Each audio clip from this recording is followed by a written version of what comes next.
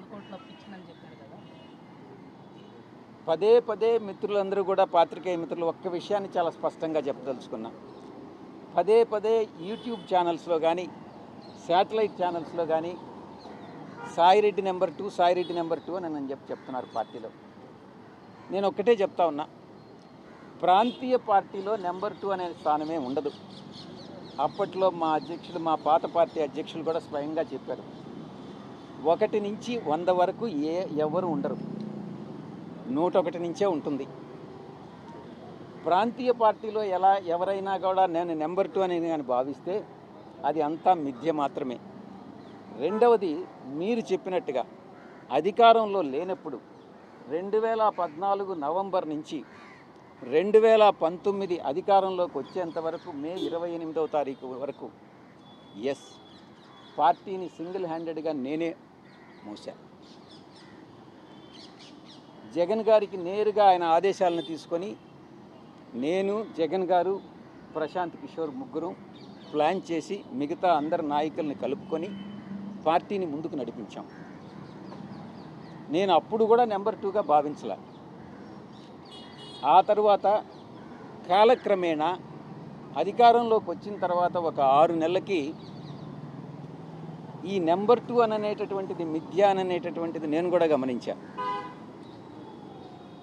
ఈ యొక్క కోటరీ నేను గతంలో ఏదైతే చెప్పానో, ఈ కోటరీ సభ్యులందరూ కూడా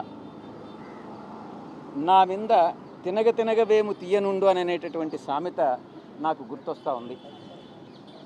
మా యొక్క నాయకుడికి, అప్పట్లో నాయకుడికి చెప్పి సాయిరెడ్డి ఒక వెన్నుపోటుదారుడు అవుతాడు, ఏ రోజైనా మీ యొక్క స్థానానికి ఆయన స్థానభ్రంశం చేస్తాడు అన్నటువంటిది ఆయనకి చెప్పి, నేనేదో కొన్ని వేల కోట్ల రూపాయలు దోచేశాను అన్నటువంటి అపవాదనంతా నా మీద మోపి, ఈ యొక్క కోటరీ ఆయన మనసును మార్చి నన్ను 2వ స్థానం నుంచి, మీరు అనుకునే 2వ స్థానం నుంచి స్లోగా తగ్గించుకుంటా నాకు ఇచ్చిన పదవులన్నింటినీ కట్ చేసుకుంటా వచ్చి నన్ను 2000 స్థానంలో నిలబెట్టింది.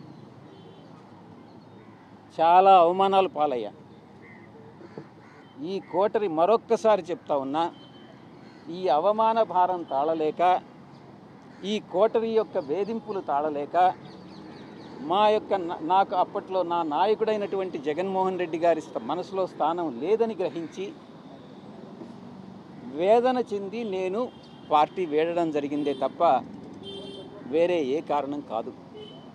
మరొక్కసారి చెప్తా ఉన్నాను, మీరు ఈ రోజుకు కూడా ఈ యొక్క యూట్యూబ్ ఛానల్స్లో పార్టీలో నెంబర్ 2గా ఉన్నటువంటి వ్యక్తి విడిపోయాడు, పార్టీలో నెంబర్ 2గా ఉన్నటువంటి వ్యక్తి విశ్వాసఘాతకానికి పాల్పడ్డాడు